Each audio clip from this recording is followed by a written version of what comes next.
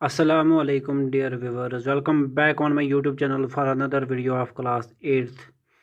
Dear students, उम्मीद करता हूँ आप सब खैरियत से होंगे, अच्छे से होंगे। आज मैं आपके सामने लेके आया हूँ पार्ट सेकंड लाइफ का। चलो शुरू करते हैं। Now the wind quietly descends to the earth. अब हवा चुपके से नीचे ज़मीन पर उतर आती है। The wind tell me what is life. और क्वेश्चन पूछती है अर्थ से, जो ज़मीन है वो पूछती है अर्थ से, मुझे बताओ ज़िंदगी क्या है। तो रिप्लाई क्या आता है अर्थ की ओर से, the earth why are you getting into these matters. ज़मीन पहले गुजरती हुई हवा से पूछती है, तुम इन मामलों में क्यों पढ़ते हो। They will make you mad. ये तुम्हें पागल बना देंगे। But since you have asked listen. अब आपने पूछा ही है तो सुनो। For me life is love. मेरे लिए ज़िंदगी मोहब्बत है। The flow of affection which these numerous lives are drinking. वो मोहब्बत का बहाव जो ये अनगिनत जानदार पी रहे हैं।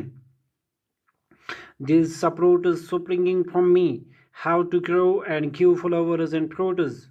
सप्रूट का मतलब होता है शूट ऑफ अ प्लांट। अब ज़मीन बोलती है गुजरती हुई हवा को, जो ये सप्रोटस मुझसे निकल रहे हैं, इनको बढ़ना है और फूल और फल देने हैं। What ever water I get from the clouds, rivers and streams, I store it inside me in pure trust and distribute it among the thirsty। अब जो ज़मीन है वो गुजरती हुई हवा से मुखातिब होकर फरमाती है, जवाब देती है, जो अभी पानी मुझे बादलों, नदियों और दरियाओं से मिलता है, उसे मैं पूरी यकीन के साथ अपने अंदर इकट्ठा कर लेती हूँ और प्यासे लोगों को बांट देती हूँ, डिस्ट्रीब्यूट करती हूँ। Thus for me this taking and giving is true life। to me the sentiment of Mamata is a boon।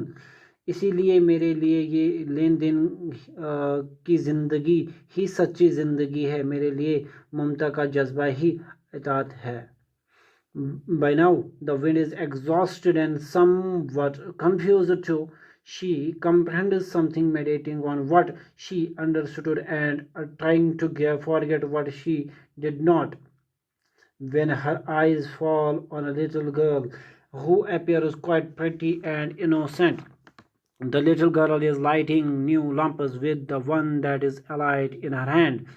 अब तक अब जो हवा है वो थक चुकी होती है और उलझन में पड़ चुकी होती है। वो कुछ चीज़ों का माने फाइंड आउट करना चाहती है, निकालना चाहती है, जो कि उसे समझ नहीं आते थे।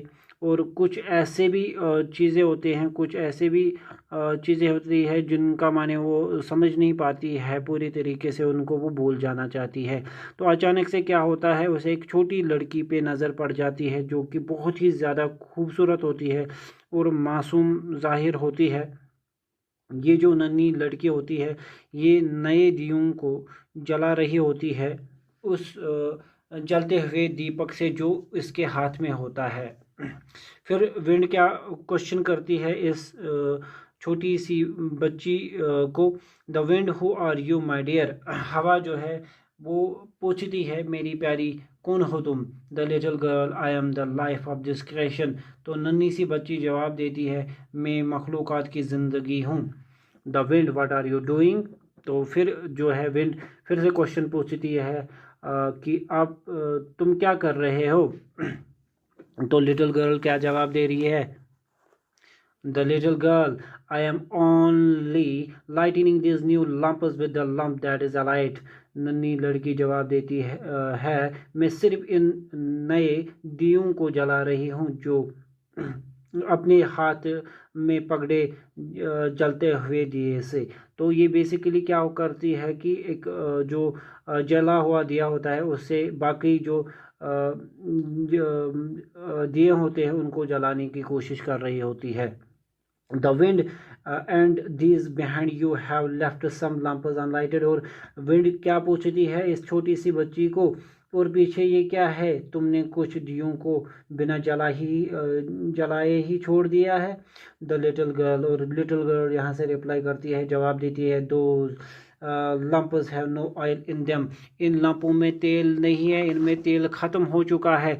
There is no point in lighting them now. अब इन्हें जलाने का कोई मकसद नहीं, कोई फ़ायदा नहीं। Those who are yearning to awake, वो जो जागने के लिए तड़प रहे हैं।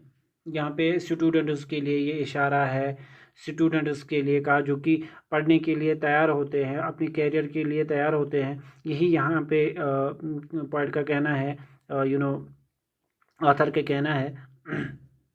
जो यहाँ पे राइटर है वहाँ उसकी जो मैसेज है ये वही है उन स्टूडेंट्स के लिए जो कि अपना कैरियर बनाना चाहते हैं। Those who are yearning to awake, वो जो जागने के लिए तड़प रहे हैं। Those who are waiting to be lighted, I am lighting only those I love this play of life.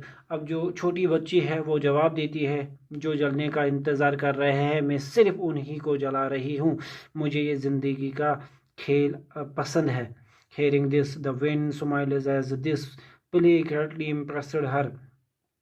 She is no much delighted that she forgets herself and joins the little girl.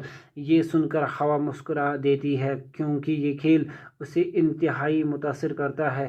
वो इतनी खुश हो जाती है कि वो खुद को भूल जाती है और नन्ही लड़की के साथ मिल जाती है। ठीक है, thank you, have a nice day.